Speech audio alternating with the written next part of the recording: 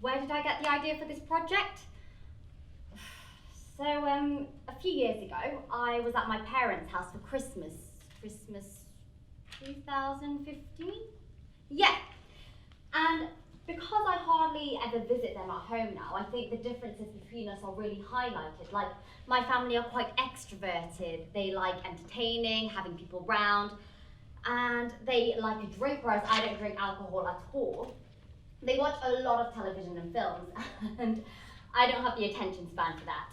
Southerners like food, which is one thing we do have in common, and at Christmas, my parents' fridge is full of food, but I don't like any of it, so I'm left eating those crackers and those little oranges. So yeah, Christmas 2015, I'm in the kitchen stacking the dishwasher, while the rest of my family are watching the Top Gear Christmas special. They love it. They think Jeremy Clarkson and the other guys are really funny, and it's all a big joke, when actually, it's really quite offensive. In the new house, you can see from the kitchen into the front room, and I'm standing there, watching them, hungry and sober, thinking, how on earth am I related to you? And then I remember, and I'm actually quite relieved, that I'm not. Not really. And I do feel bad for saying that because I know it will hurt them, but do you know what I mean? I'm adopted. I'm what they call a transracial adoptee, which basically means that even though I'm Chinese ethnically, I was adopted and raised by a white British family in the UK, with like no real links to my birth culture. And I know I can't be the only one who feels like this. And that's how it started, really, with wanting to find other people, other adoptees who felt the same way, and allowing them to say the things that often they feel they shouldn't say out loud.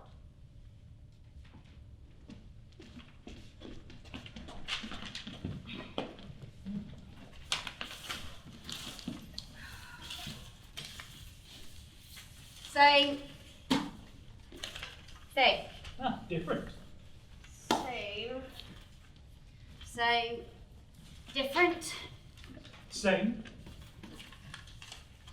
Same. Different. Same. Same. Different.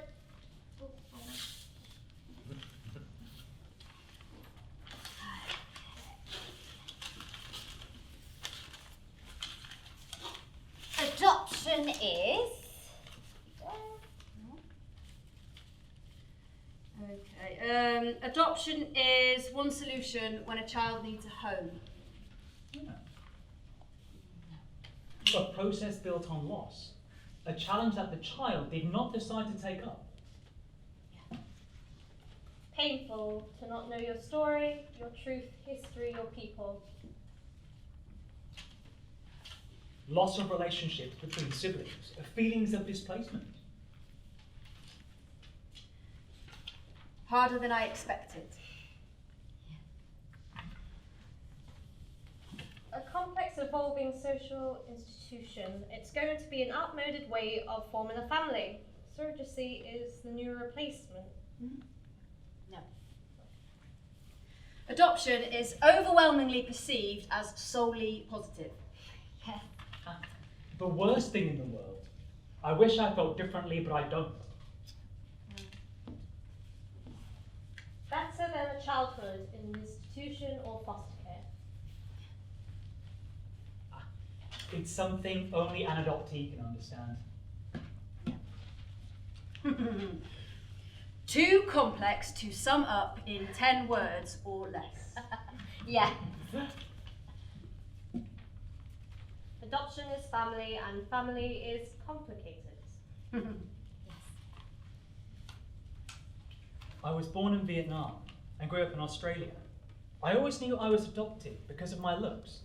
I hated having photos taken of me to see that I didn't really belong. I feel very fortunate that I had a lovely childhood with very loving, caring parents. I know my life could have been very different. I don't know if there's many people like me, people who have been adopted and then go on to adopt themselves. I look at the children we have now and have had in our care, and I'm very thankful that my birth mother gave me up. Yes. In summer 2016, I started working in a local bookshop. The woman I worked with most often and who trained me up. I don't actually remember how the subject came up, but it turns out that she was adopted too. And we ended up talking quite a lot about our experiences. I think we both really enjoyed comparing notes and being able to say things to someone who could relate. She always spoke very honestly and said things I wanted to explore further, but the bookshop wasn't the time or place, so I asked her if she would be okay to be interviewed for the project.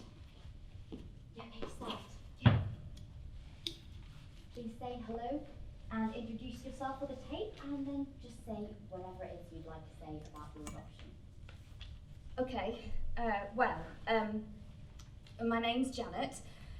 I'm 43 and I know not a lot about my adoption, actually. I know I was only 6 weeks old, so, you know, I was very young. And I know I was born on the Wirral. I was adopted through, it was a Christian church organisation, but it was a strange situation, because every year we used to go back for a reunion to the society. It was in an area of London, Alexandra Palace. I remember dreading it. The only thing I really liked was a playground nearby, and that was the thing that made me want to go, because there was this amazing playground near Alexandra Palace. I remember going from about the age of 5 to about 10, when I actually said, I don't want to go anymore, because, you know, being adopted, you don't want to be different, you don't want to stand out. And I remember going and thinking, well, why do I have to go to this thing every year? I don't want to be, in a way, I don't want to be reminded that I'm different. Head, shoulders, knees and toes, knees and toes. Head, shoulders, knees and toes, knees and toes, and eyes and ears and mouth and nose. Head, shoulders, knees and toes, knees and toes. I was the only non-white child in my class when I started school. My mum remembers me saying around that time, on quite a few occasions, that I wanted yellow hair.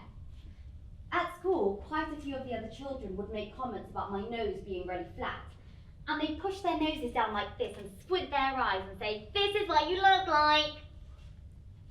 When I think about it now, me saying I wanted yellow hair is actually me wanting to be white, to be blonde, to be like everyone else.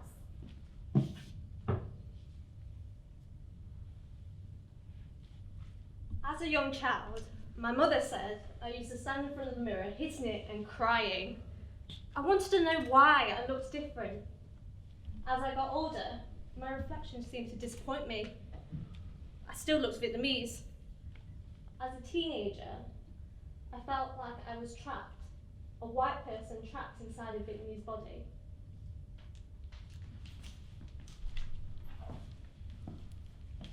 He never seemed to relate to being black. He is white in all but colour. His physical features are almost Caucasian, but his skin is dark. I look like both of my bio parents, but I especially resemble my bio father. I think the almond eye shape comes from his mum.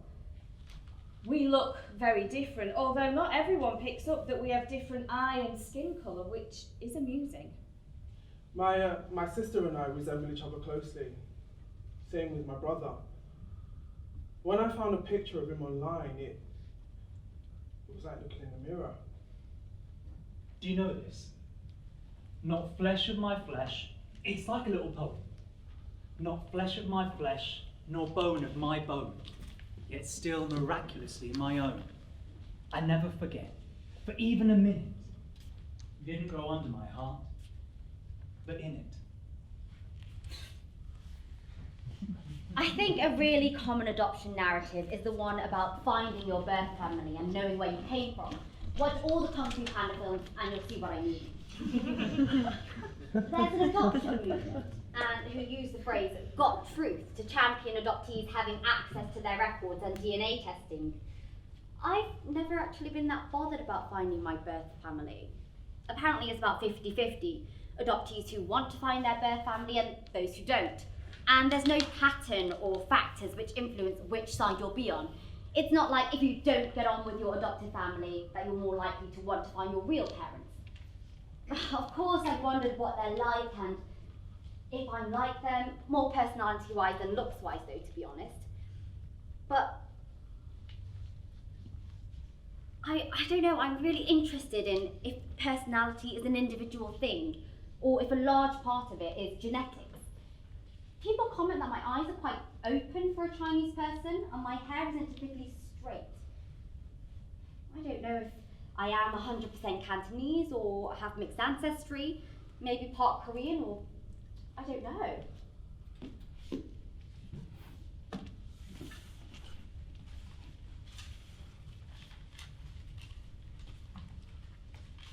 My parents, as much as I love them, will never replace my birth parents. My mother can't tell me the story of carrying me or giving birth to me. My father can't tell me I have his eyes or lips.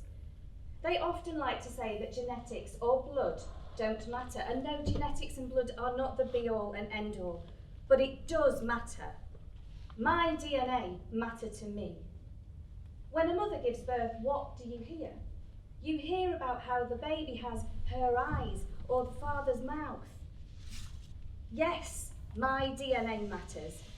I, as an adoptee, need more than love. I need my biology. I need to know how I got here and where I came from. Saying DNA doesn't matter is offensive and hurtful.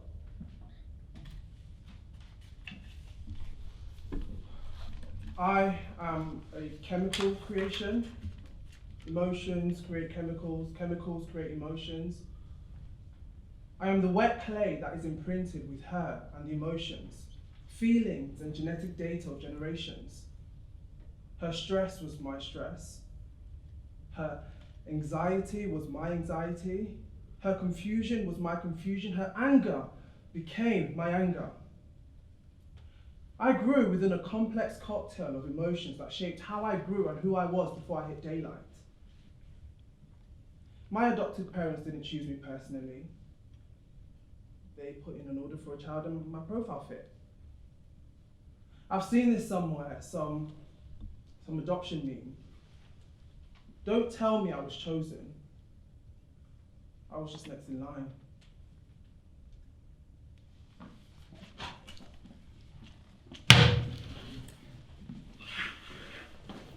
So, my first question is, and anyone can chip in and answer this, what does adoption mean to you? Oh, it means someone taking care of you. Is there anything else that it means? It means someone being kind to you. Excellent. And if your friend at school was to ask you, Bailey, what does adopted mean? What would you tell them? It means being looked after by someone else and you get a new mummy and daddy. How old were you when you came to live with your new mummy and daddy? Can you remember? 4. You were 4, yeah? And how old are you now? 7. Wow, so you've had 3 years living together as a family. Thinking about what you and your mum and your dad do when you're all together, what kind of things do you like to do? Play together. What do we play? Oh, like cards or games, Lego. Do you laugh at the same things? Do you find the same things silly or funny? We liked that bit in Paddington, didn't we? Where he used a toothbrush to clean his ears. Ugh. Ugh. He cleans his ears and then he goes like this. We all have a bit of a sense of humour whereby if something's a bit like, oh, you shouldn't be doing that, we find it funny.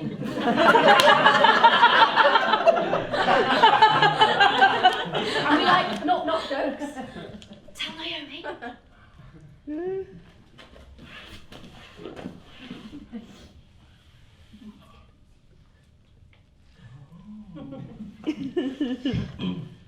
Knock, knock. Who's there? Interrupting cow. In. Moo! There you got me.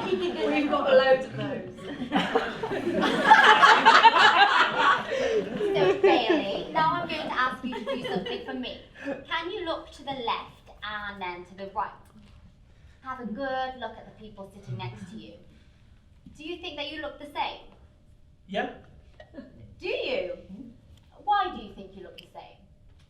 Me and Mummy have brown hair and blue eyes.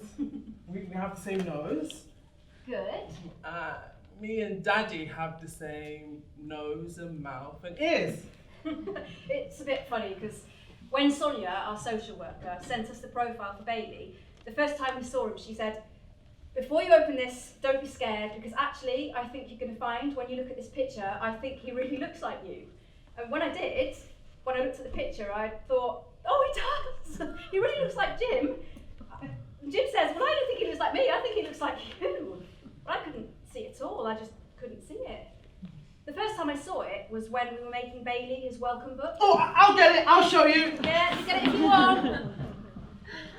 When we were putting pictures in his welcome book, we took a picture. We had a laptop and we had Bailey's profile picture on it, and we tried to take a picture of all three of us in the book. Then that was the first time I saw it. When we took that picture, I went, oh my God, he really does look like me. And that was the first time I saw it. That was the first time I could actually recognise it, when all three of us were in a picture together. It's true that if you walk past this family in the street, you'd have no idea Bailey was adopted.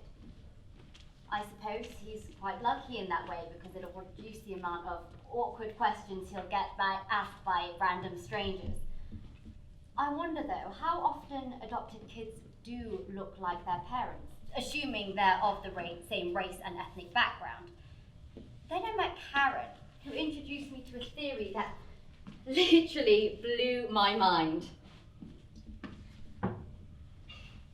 Do you or your child have any contact with their birth family? It's really fascinating because he has full birth siblings. We've met them. They're adopted with another family together, and he's very different with them than he is with anyone else. He's much calmer, he's much gentler, he listens better, he wants to play with them, he gives them loads of hugs and kisses. Did they spend much time together pre-adoption? No, he never knew them, because he was relinquished at birth and they'd already been adopted, and it was a bit weird when we first saw them because they have the same mannerisms, they laugh the same, they have like the same physical gestures, and they even have the same intonation in their voice. Even though they've lived completely separate lives? Even though they've lived completely separate lives. Do you see anything of yourself in him? Yeah, I do. And people think he looks quite like Anna, my partner. And there's this theory around adopted children taking on the facial features of their adoptive parents or one of their adopted parents. Honestly? Yeah. I'm going to have to look this up. Moulding into their facial features, moulding into, I've got two cousins and they're adopted and they definitely look like their adoptive parents, like massively look like their adoptive parents. And yeah, there's this theory that like facially, your facial features start to mould to look more like your adoptive parents because subconsciously you want to be connected to them. That makes some kind of sense. Thank you. That makes some kind of sense. Does it? Like, can you actually will your face to change?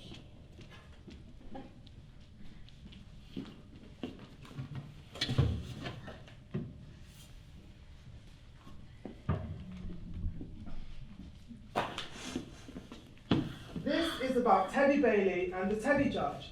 He said Mummy and Daddy aren't allowed to live with you anymore. Oh, that's not your life story book, that's your Teddy Bailey book. Oh yeah.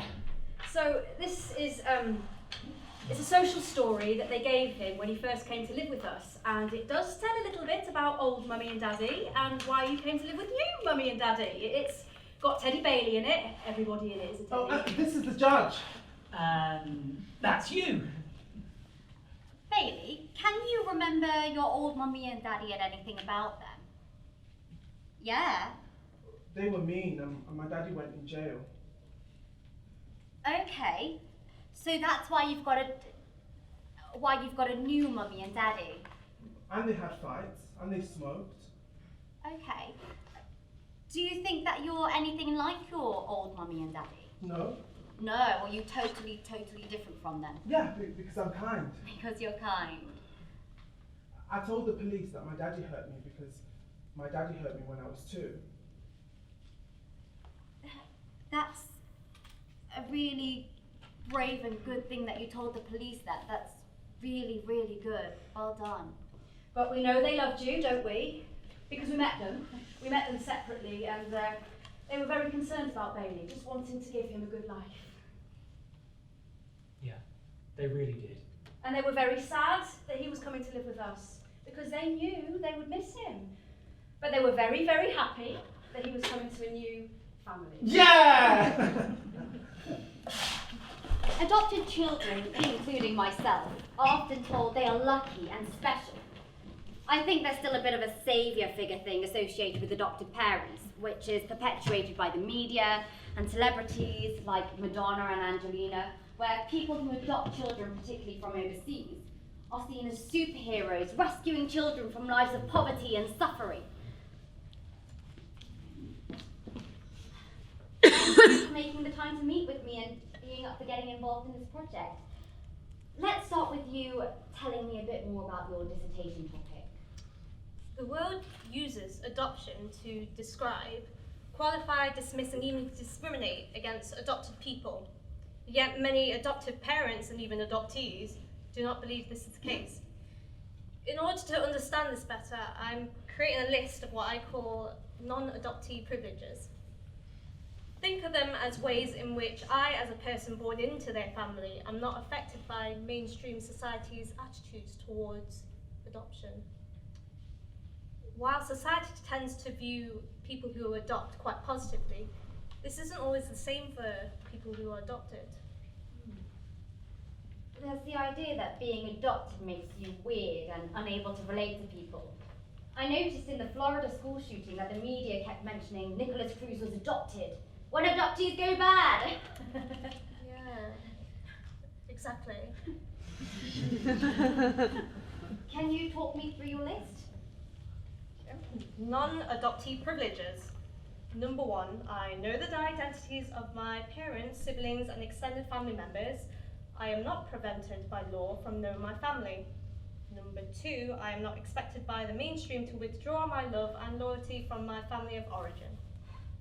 I never really thought about it like that. Like, I'm in that situation, but I never thought not knowing that information made me have less privilege. The next one might be more relevant to you. Because I share my family's race, I understand how to live in my racial community. I own my family history, genetic history, and ethnicity.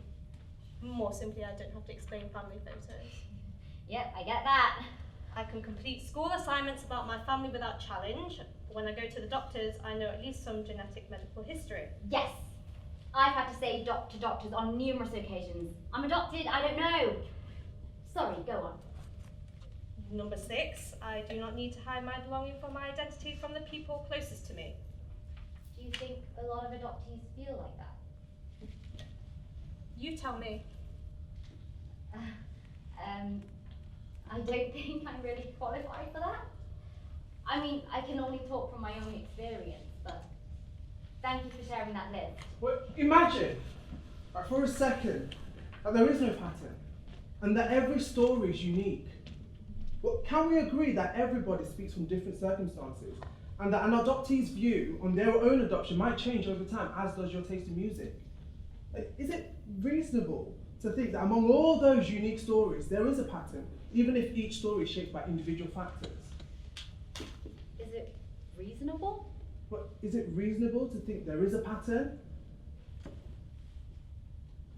I don't know if I was looking for a pattern. Maybe when I was collating the research I was, like, searching for similarities between answers. But at the end of the day, I think I just wanted to find people like me who felt like me. I think a common adoptee experience is feeling like the only one, particularly if you don't look like anyone around you. We know that representation and racial mirrors are important. When I was first talking to Martha about directing this project, she was working on a production of Frankenstein and was researching monsters. And she said this most brilliant thing. Vampires don't have reflections. To deny someone a reflection is to villainize them. So maybe rather than looking for a pattern, I was looking for a reflection. I wanted to see me. And? I actually found another Naomi.